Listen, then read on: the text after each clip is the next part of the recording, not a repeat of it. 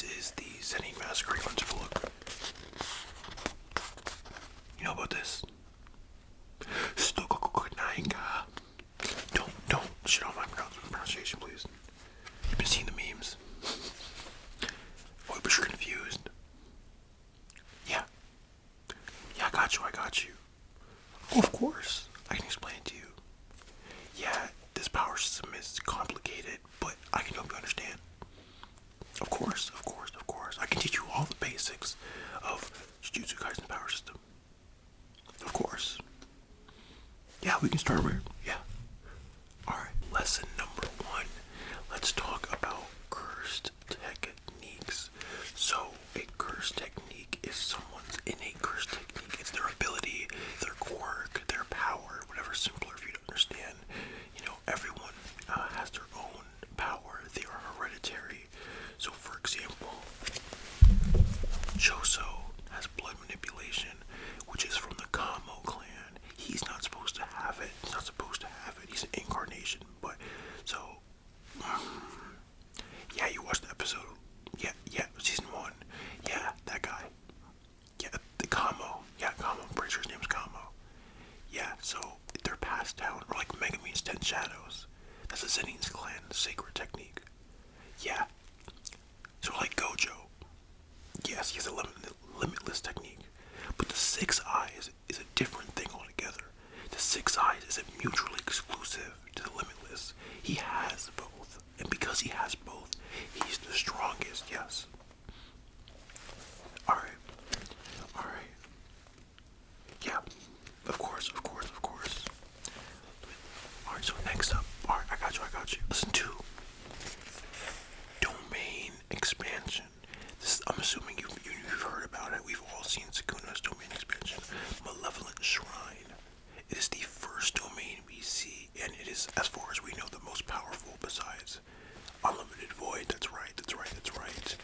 So a domain is when you lay out your own space using a hand sign and a chance to create your own space, and it comes imbued with your curse technique that has a 100% chance of hitting.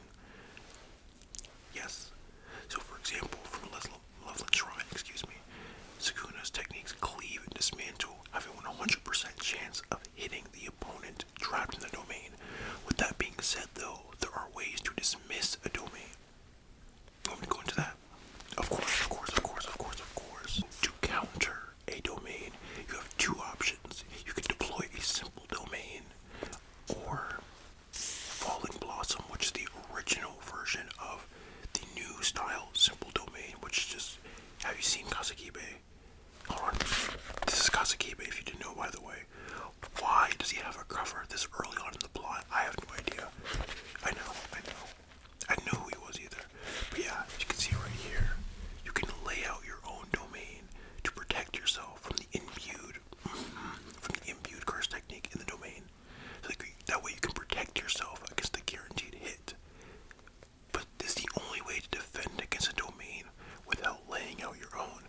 And a domain expansion is not a common thing. They used to be more common, back in the day, the Han era. But as they became stronger and more violent, now only so many have them. The strongest, Gojo, Sukuna, Megumin has this incomplete domain.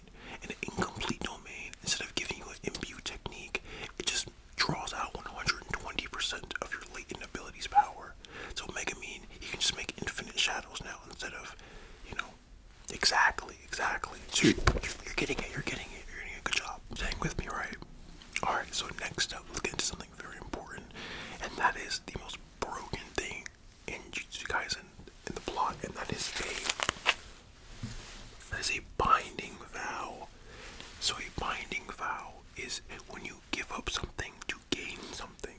That's a simple premise of it, right? So for example, I give you my life in exchange.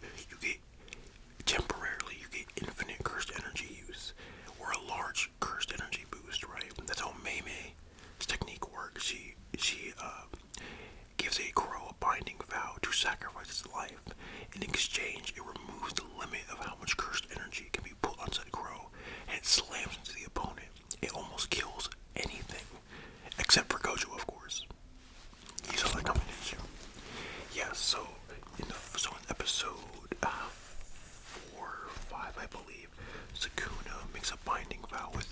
Yuji, there you go. That's how he came back to life, because remember, Sukuna tore out his heart, right? I'm trying to find the panel. Oh, give me a sec. Here we go. So he comes back to life because the binding vow was if Yuji loses, he'll come back to life under certain conditions, which, if let's do a diabolical page for it. Let's see. Clearly, he gets one shot because it's still season 1 early Yuji. He couldn't even stand up against it. Sorry, there's a whole page. Yes. So he gets one shot, and obviously, this will come back in the future. Do not forget about this. Who would have thought, right? But, I want to keep this video a little general, right? Yes. Here are these conditions. He said, you will forget these, and he cannot hurt anyone in the minute he's in his body. Yeah, so it kind of gives him, it's supposed to be manipulative. Yes, you're supposed to use a binding vow.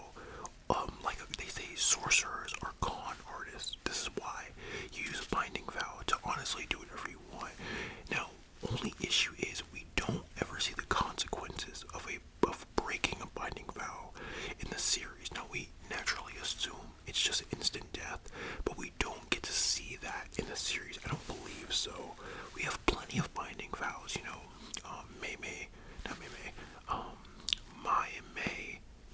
Mai and Maki. I'm so sorry. Yeah, I know. They're all M's. Mai and Maki to get the. I can pull it out for you. Let's pull it out for you. Exchange for Mai's life, she creates a replica of the split soul katana. Now, this is different. I will preface this is different. In doing this, Mai gains. Oh my God, Maki gains a heavenly restriction. And now let's get into that. A heavenly restriction is when you have no cursed energy, but in exchange you have immense physical prowess. That is the quote. Essentially, you become a superhuman. You're faster, stronger. You could punch someone and completely shatter their bones in a split second. It's inhuman strength, but they cannot perceive curses or, yes, it is a small price to pay.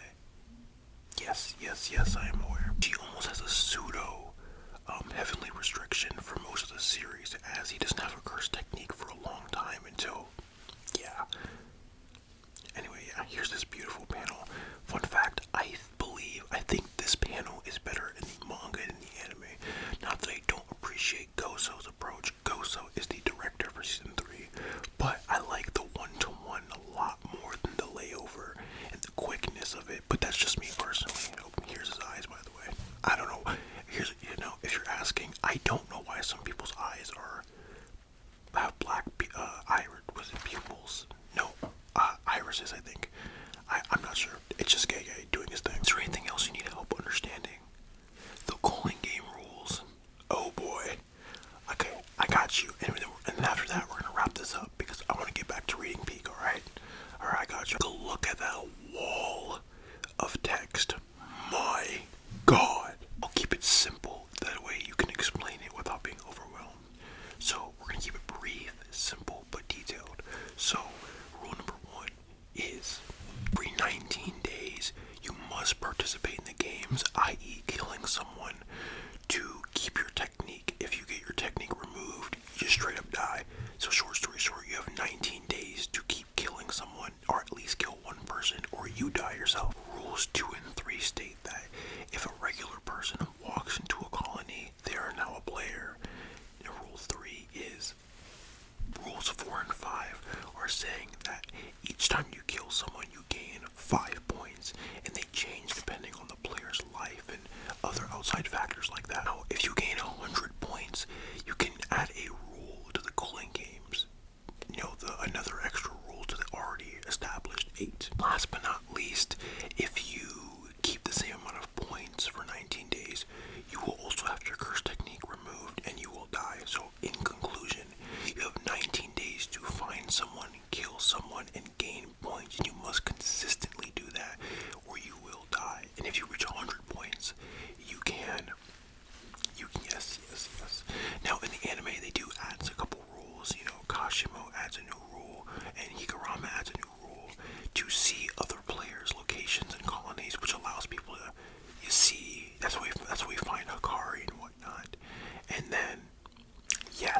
Yes. Karama adds the rule to allow people to come and go between colonies, as before you were kind of strapped into a colony once you walked in.